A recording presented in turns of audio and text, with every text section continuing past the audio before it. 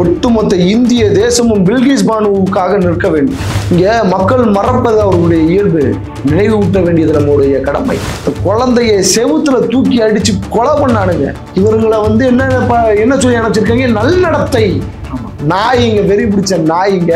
கவுண்டை விட்டு மாப்பிள்ளைய தான் சைட் அடிப்பேன், கவுண்டை விட்டு மாப்பிள்ளைய தான் கட்டிப்பேன், சத்தியம் பண்ணுன்னு.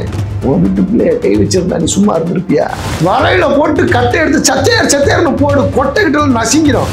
அவங்க இறை நம்பிக்கையை கொச்சைப்படுத்தலாமா? அவங்க கடவுளை அங்கெல்லாம் நடந்திருக்காரு.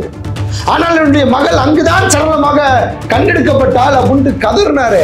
ஒரு பெண்ணும் ஆணும் காதலிப்பது இயற்கை.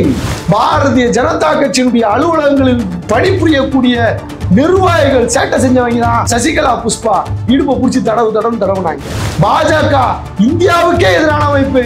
பெண்களை தெய்வங்களாக நம்பக்கூடிய ஒவ்வொரு இந்தியர்களுடைய கடமையாகும்.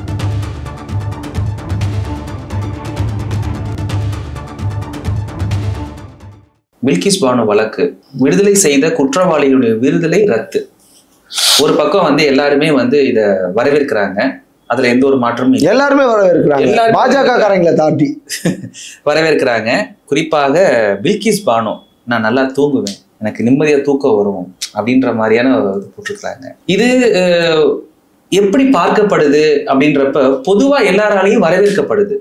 ஆனா இது ஏன் இவ்வளோ தள்ளி, இவ்வளோ முரண்பாடு, நாட்டிலேயே உலுக்கிய ஒரு மிகப்பெரிய ஒரு சம்பவத்துல ஏன் இவ்வளவு குளறுபடி? அல்ல இப்பயாச்சும் சொன்னாங்களே, அதுதான் இப்பயாச்சும் சொன்னாங்களே படுபாய்ப்பில. ஒட்டுமொத்த இந்திய தேசமும் பில்கிஸ் பானுவுக்காக நிற்க வேண்டும், நிற்கும். அதுதான் இந்திய சமூகம், அதுதான் இந்தியா. இங்க மக்கள் மறப்பது அவர்களுடைய இயல்பு, நினைவூட்ட வேண்டியது நம்முடைய கடமை. மக்கள் மறந்து கொண்டே இருப்பார்கள், நிறைய விஷயங்கள் வந்துகிட்டே இருக்கும், மறந்து கொண்டே இருப்பார்கள். ஆனால் அவர்களுக்கு நினைவுபடுத்த வேண்டும். பில்கிஸ் பானுடைய குடும்பத்தோட சேர்த்து ரேப் பண்ணானுங்க.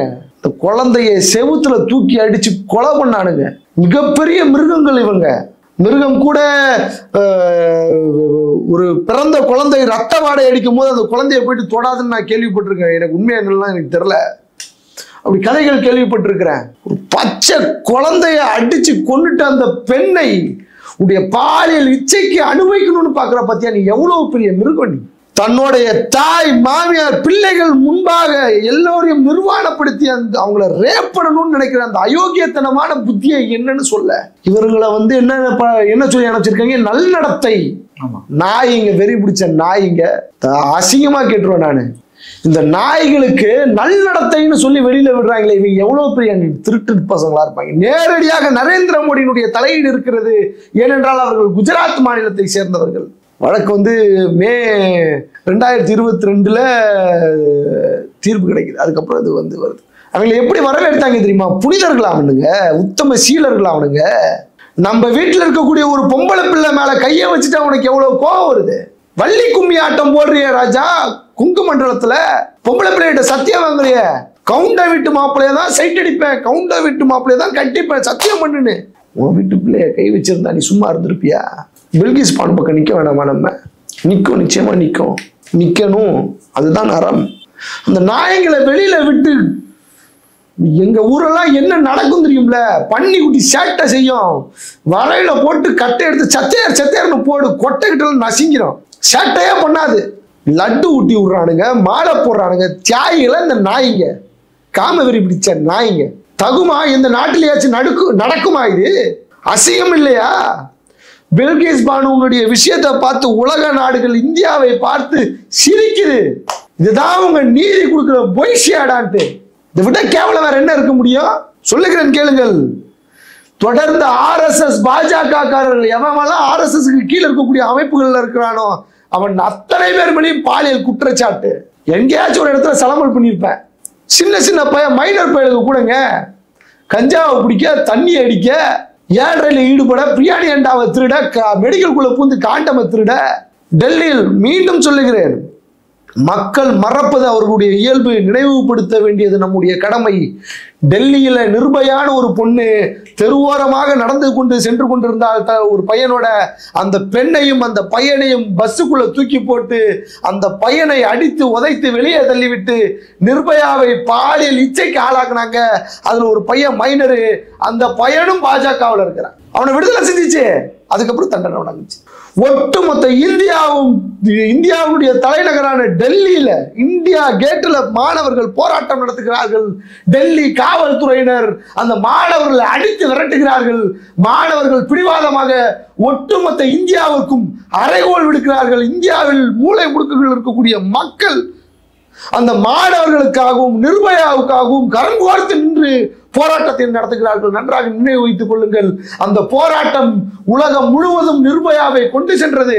இந்த பெண்ணை வெளிநாட்டுக்கு மருத்துவத்துக்கு கூட்டு போனாங்க. சடலமாக இந்தியா திரும்பினார். மறக்க முடியுமா? இந்திய தேசம் மறக்கலாமா? இந்தியாவில் இருக்கக்கூடிய ஒவ்வொரு இந்துக்களும் இதை மறக்கலாமா? அந்த பொண்ணு யாரு?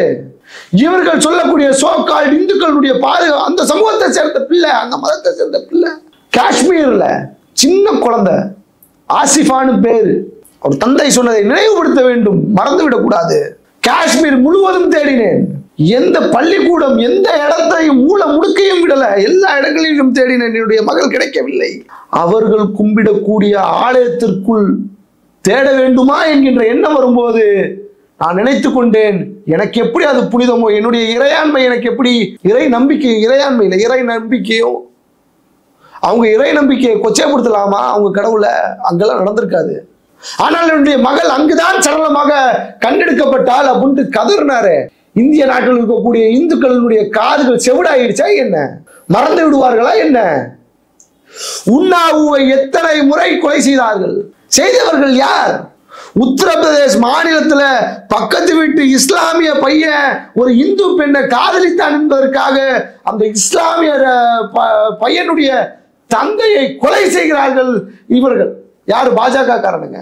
அதே உத்தரப்பிரதேசல ஒரு பொண்ணை புதருக்குள்ள கூட்டிட்டு போயிட்டு 4 பேர் பாலியல் பலாத்காரம் செய்கிறார்கள். அந்த பெண் சடலமாக மீட்டெடுக்கப்படுகிறாள்.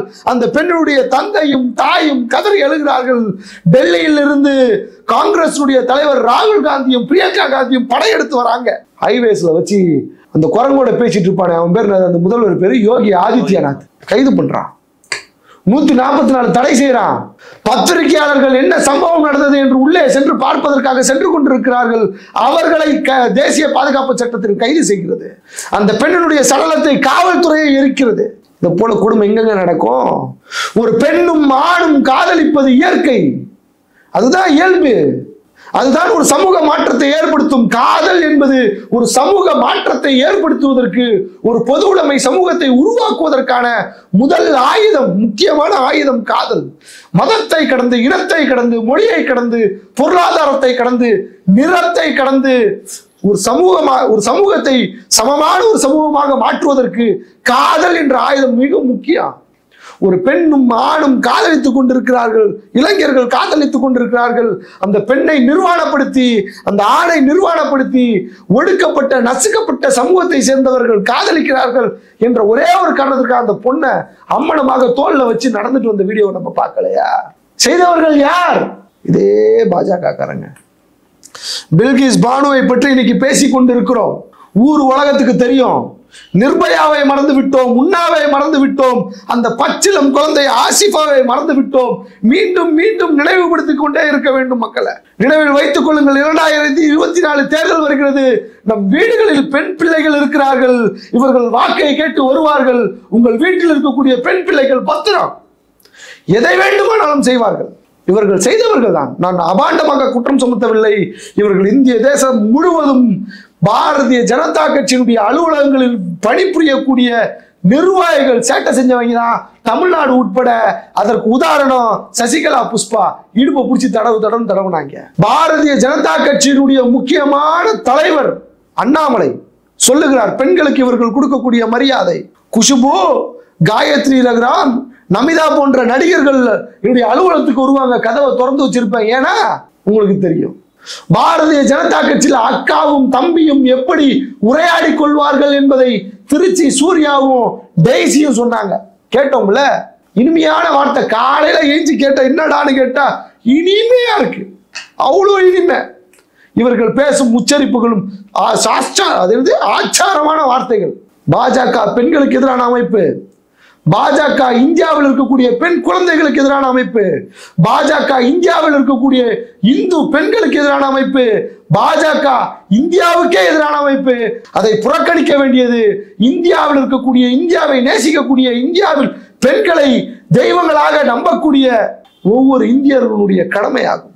இந்திய நாட்டினுடைய இறையாண்மையை, இந்திய நாட்டினுடைய அரசியலமைப்பு சட்டத்தை, இந்திய நாட்டினுடைய பன்முகத்தன்மையை எல்லாவற்றையும் பாதுகாக்க வேண்டுமே. ஆனால் 2024 தேர்தலில் பாஜக காரன் வீட்டுக்கு வந்தா விளக்கமாத்த கொண்டு அடிக்கணும்.